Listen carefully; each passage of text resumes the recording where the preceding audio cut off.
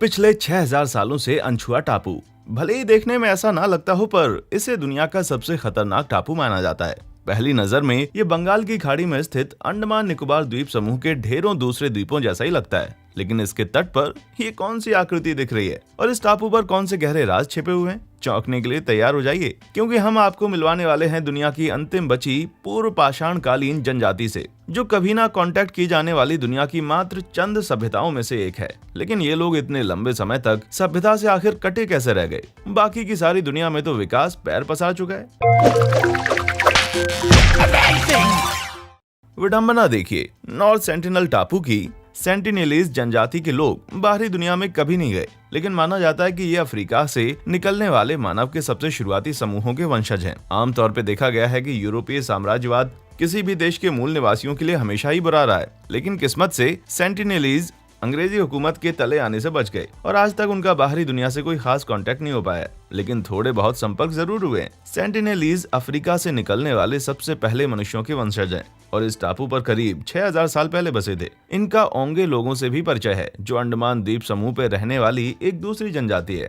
Sentinelese के बारे में जो थोड़ी बहुत जानकारी उपलब्ध है, उससे तो ये पता चलता है कि उनका कल्चर कुछ ओंगे कल्चर जैसा ही है। लेकिन 19वीं शताब्दी में जब अंग्रेज ओंगे कबीले के लोगों को सेंटिनेलीज से मिलवाने के लिए आए, तो दोनों आपस में बात नहीं कर पाए, क्योंकि दोनों की भाषाओं में काफी अंतर था। इससे साफ हो गया था कि ये दोनों जनजातियां लंबे समय से एक दूसरे के संपर्क में नहीं आई थीं।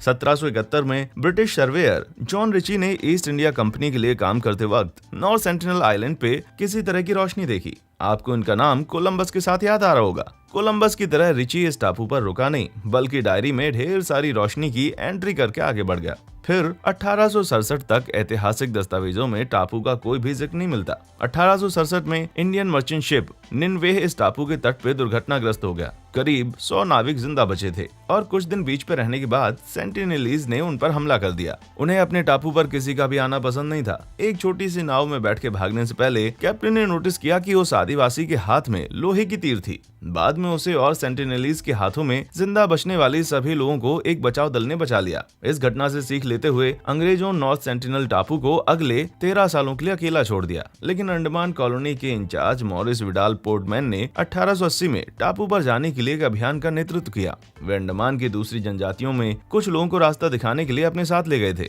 और वहां पहुंचकर उन्हें वहां पर पगडंडियां और वीरान गांव मिले। लग रहा था जैसे टापू के सारे लोग अंदर जंगलों में भाग गए हों। मॉरिस तो खुश हो रहा होगा कि अच्छा हुआ वे लड़ने के लिए नहीं रुके, लेकिन उसने थोड़ा और ढूंढने की ठानी। कई दिनों बाद उसे 6 लोग मिले, एक बूढ़ा कपल और 4 बच्चे। फिर मॉरिस ने फैसला किया कि उन्हें अपनी सभ्यता के बारे में बताने का सबसे अच्छा तरीका था उन लोगों को किडनैप करना। वाह, बहुत अच्छा लॉजिक है। उन 6 को शिप पे लाद कर पोर्ट ब्लेयर ले जाया गया। वहाँ पहुँचते ही वे आदिवासी बीमार हो गए, शायद इसलिए क्योंकि वे पिछले 60,000 सालों से बाहरी दुनिया के कीटाणुओं के संपर्क में नहीं आए थे।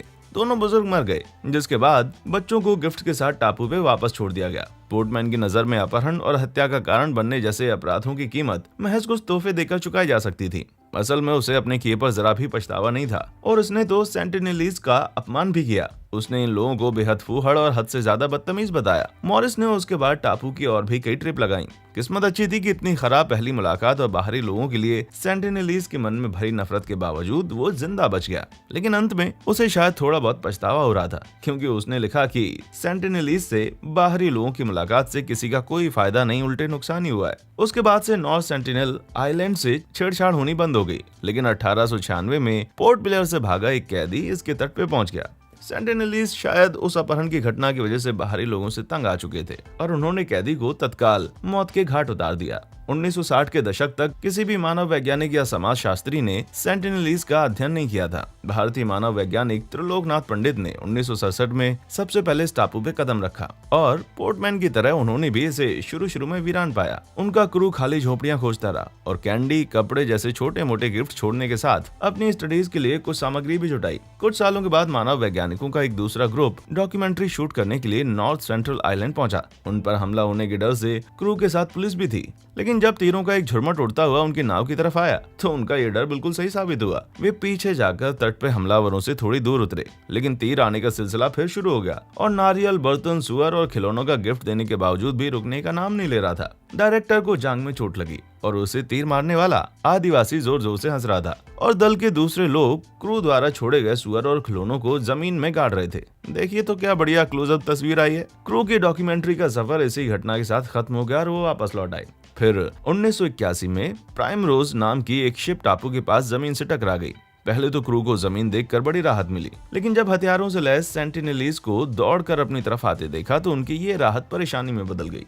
उन्होंने बचाव के लिए मदद बुलाई और एक कुल्हाड़ी और फ्लेयर गन की मदद से आदिवासियों का मुकाबला किया। अंत में भारतीय नौसेना ने उन्हें वहां से बाहर निकाला। नॉर्थ सेंटिनल आइलैंड के तट पर नजर आने वाली वो आकृति असल में प्राइम रोज जहाज का मलबा है। आदिवासियों के उग्र स्वभाव के बावजूद त्रिलोकनाथ पंडित 20 साल के काल में इस टापू पर कई बार गए। आखिरकार 1991 में जाकर उनकी सेंटिनेलीज लोगों से एक सीधी सादी मुलाकात हो गई। वे उनकी नाव में भी चढ़े और पंडित ने उन्हें खूब सारे नारियल भी दिए। इस टापू पे नारियल नहीं उगता, लेकिन यहाँ के लोग इसे पसंद बहुत करते हैं। उसके बाद भारत सरकार ने सेंटिनेलीज का अध्ययन करना बंद कर दिया, क्योंकि उन्हें डर था कि बाहर से जाने वाले लोग अपनी बीमारियां उन आदिवासियों तक न पहुंचा दें। जी हाँ, पोर्टमैन द्वारा उन लोगों को बीमार किए जाने के पूरे 100 साल बाद ये बात किसी के दिमाग में आई। भारत सरकार का कहना है कि वो टापू के जनजातीय जीवन में हस्तक्षेप नहीं करना चाहती और न ही वहाँ कानून लागू करने का इरादा है। तकनीकी तौर पे तो नॉर्थ सेंटिनल आइलैंड भारत का ही हिस्सा है, लेकिन ये बाकी के देशों से बिल्कुल अलग थलग काम करता है। फिर भी साल 2004 की सुनामी के बाद भारत सरकार ने टापू की हाल खबर लेने के लिए एक हेलीकॉप्टर भेजा था। सरकार को डर था कि सारे लोग तूफान की भेंट न चढ़ गए हों, लेकिन वो गलत साबित हुआ। सुनामी आने से पहले ही टापू के लोग ऊंचे इलाकों में चले गए थे। उनके मछली पकड़ने के इलाके तूफान में खराब हो गए थे, लेकिन उन्होंने अपने जीवन को इन्हीं परिस्थितियों के हिसाब से ढाल लिया है। 2 साल बाद की बात है। 2 मछुआरे शराब पीकर अपनी नाव में सो गए। रस्सी में पत्थर बांधकर बनाया गया उनका हैंडमेड एंकर फेल हो गया और नाव बहकर नॉर्थ सेंटिनल आइलैंड की तरफ जाने लगी। दूसरे मछुआरों ने चिल्लाकर उन्हें होशियार करने की कोशिश की, मगर शराब के नशे में धुत होने की वजह से वो कुछ भी ना सुन सके।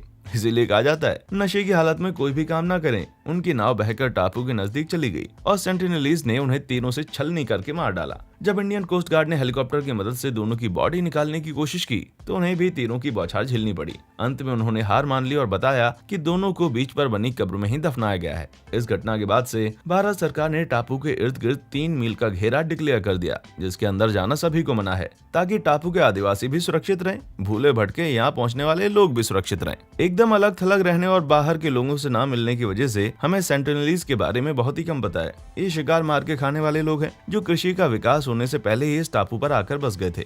इनकी झोपड़ी पाम के पत्तों से बनी होती है और पार्टीशन वाले एक बड़े से आवास में कई लोग साथ मिलकर रहते हैं।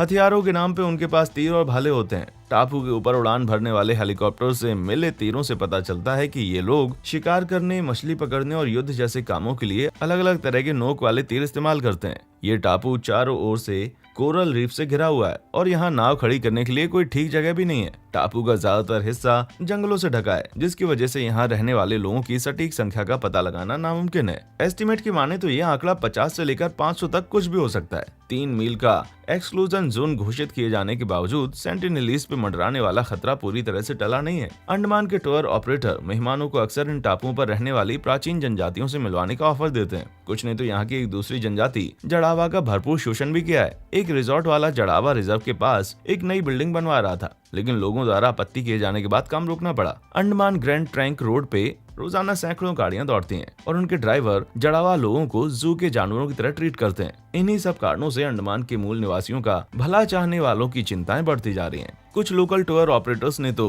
अल्टीमेट ह्यूमन सफारी ऑर्गेनाइज करनी भी शुरू कर दी है, जिसमें वो लोगों को आर्म्ड बोट्स में बैठाकर नॉर्थ सेंटिनल आइलैंड के पास ले जाते हैं। दुनिया भर के जनजातीय लोगों के उद्धार के लिए काम करने वाली संस्था सर्वाइवल इंटरनेशनल अंडमान की ह्यूमन सफारी को खत्म करने के लिए प्रयासरत है। संस्था ने जड़ावा और सेंटिनेलीज दोनों के ही उद्धार का बीड़ा उठाया है। इस मुद्दे पर संस्था की एक प्रवक्ता मरियम रॉस कहती हैं कि हम बार बार इस बात पर जोर देते हैं कि सेंटिनेलीज से किसी भी तरह का कांटेक्ट करने की कोशिश न की जाए। इसके लिए हम अंडमान प्रशासन से गुजारिश करते हैं कि वे टापू के इर्द गिर्द पोचिंग पे लगाम लगाएं, जिसके चलते साल 2006 में यहाँ 2 मछुआरों की मौत हो गई थी। उनका कहना है कि सेंटिनेलीज को उनके हाल पर छोड़ देना चाहिए। क्योंकि मुठभेड़ में दोनों ही पक्षों का नुकसान होना तय है। इस जनजाति से संपर्क करना वाकई समझदारी के खिलाफ है, पर लोग कहते हैं कि अपनी उत्सुकता को रोक नहीं पाते। इतने लंबे समय तक दुनिया से अलग थलग रहने वाले ग्रुप की स्टडी करने से हम मानव इतिहास के बारे में बहुत सी नई बातें पता चल सकती हैं। इस टापू पे कोई नहीं जा सकता और इसके बारे में ज्यादातर जानकारी ऊपर से उड़ान भरने वाले हेलीकॉप्टर्स की बदौलत प्राप्त हुई है।